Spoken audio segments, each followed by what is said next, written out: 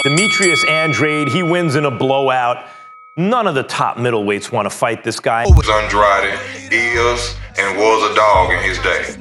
Demetrius Andrade was whooping ass in the amateurs. He been whooping ass as a professional. Then you probably don't know or hear that much of Demetrius Andrade, even though he's the WBO middleweight champion. It's because a lot of people are ducking him. Andrade is one of these guys that no one wants to fight because he's so good. He's been good since the amateurs. He's an all-around excellent boxer. He's a southpaw. He's tall. He has enough pop to get respect. He has a high IQ. What's up? This is Bo. I'm back at it again. I'm gonna talk about this Demetrius Andrade fight. I was too busy locking down for the Terrence Crawford and the Sean Porter fight, even though I already saw the Demetrius Andrade fight, but I was getting up for the the big fight that came on Saturday night. Anyway, man, Andrade, man, he did his thing, man. Went against Jason Quigley. Yeah, Jason Quigley is not a known person. He was a decent fighter. But Andrade did what he was supposed to do. He made easy work of somebody that wasn't really on his level. And that's what you're supposed to do. Now, I like to applaud Jason Quigley for taking the fight, stepping up, taking the fight against Demetrius Andrade, because the thing is, the rest of the middleweights, they don't want anything to do with Andrade. And I don't understand why. Well, actually, I do understand why. The thing is that Demetrius Andrade, his style is so unorthodox that he gives people fits. He gives people problems. And a lot of people, all these other boxers out there that's trying to protect their or try to protect their marketing ability or whatever the case is, they know good darn well if they was to go up against Demetrius Andrade, 9 times out of 10, they're probably going to lose or they're going to look real bad. So they tend to shy away from him. And that includes Canelo. Canelo shied away from Andrade at 154 and 160. But it's not just Canelo that's ducking him. Charlo is ducking him. Triple G is ducking him. Jaime Munguia is ducking him. Lara is ducking him. Who else? Ryota Murata. Like, none of these guys want anything to do with Andrade. And, the sad part about it is that the business side of boxing is going to allow this bullshit to keep happening. When you got fighters ducking other fighters.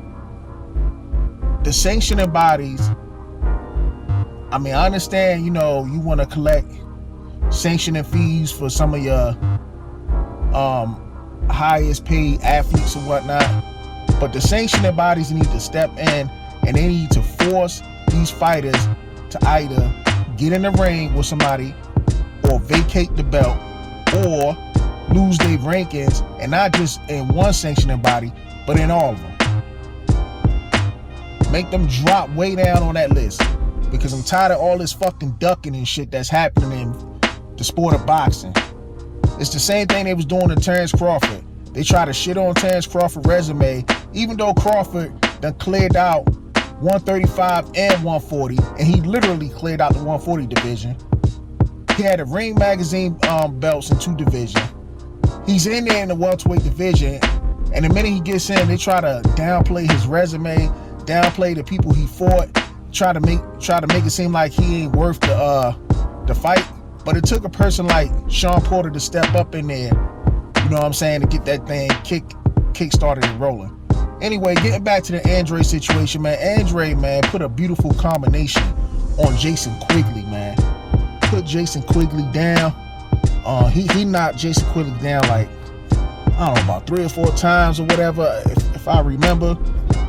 Jason Quigley looked like he didn't even belong with Demetrius Andrade.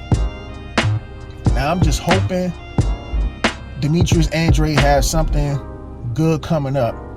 Now, I did hear a rumor that David Benavidez wants Demetrius Andrade to move up so they could fight. If that is the case, hopefully they can make that fight happen, because I'm looking for Demetrius Andrade to finally get the respect that he's been deserving for the longest.